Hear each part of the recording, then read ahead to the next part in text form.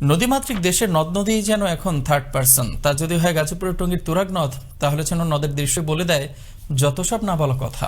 তবে স্থানীয়রা বলছেন, শিল্প কলকারখানার বিষাক্ত বর্জ্যের ফলে দিন দিন মরতে বসেছে তুরাগ নদ।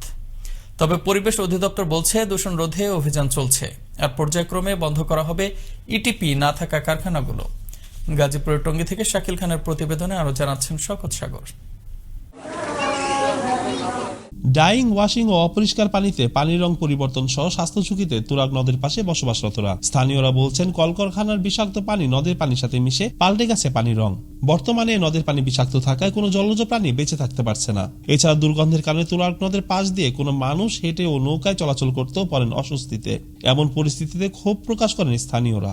নদীটা একসময় ভালো ছিল, কিন্তু এখন কলকারখানার দূষিত পানির জন্য যে আমাদের নদীতে এখন আমরা নামতে পারি না, কারণে পানি ময়লা, তাই আমরা সাঁতার শিখতে পারি না। আমাদের সাঁতার শেখার অনেক ইচ্ছা। বিভিন্ন ময়লা আবর্জনা পড়ার কারণে এখন পানিটা অপরিষ্কার হয়ে গেছে। আগে ভাত রান্নতো, রান্না করতো, এখন কিছুই করতে পারে না ভাই। এখন হাত পা চুলকায়।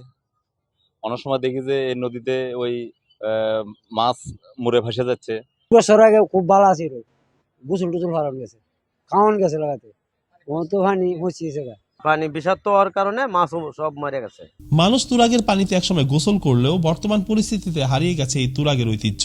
দাবি উঠেছে হারানো ঐতিহ্য ফিরিয়ে আনার। তো আজ সেই তুরাগের ঐতিহ্য সে হারিয়ে গেছে। এটা অত্যন্ত দুঃখজনক।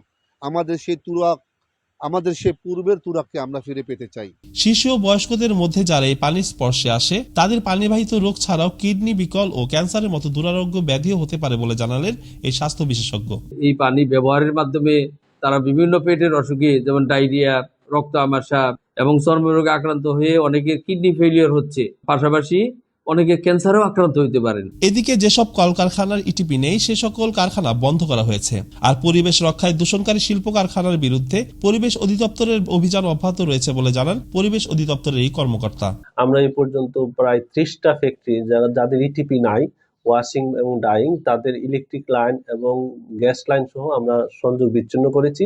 টঙ্গী, তারপরে তুরাগ নদী, বুড়িগঙ্গা, শীতলকা, এগুলা নদীর পানি ক্লিয়ার করার জন্য পরিবেশ অধিদপ্তর কাজ করে যাচ্ছে। অচিরেই টঙ্গীর তুরাগ বাঁচাতে কলকারখানা বজ্র ও বিষাক্ত পানি আর যেন তুরাগে না পড়ে, সেই বিষয়ে সংশ্লিষ্ট কর্তৃপক্ষের সুদৃষ্টি কামনা এলাকার সচেতন মহলের। শকত সাগর, আনন্দ টিভি, ন্যাশনাল ডেস্ক।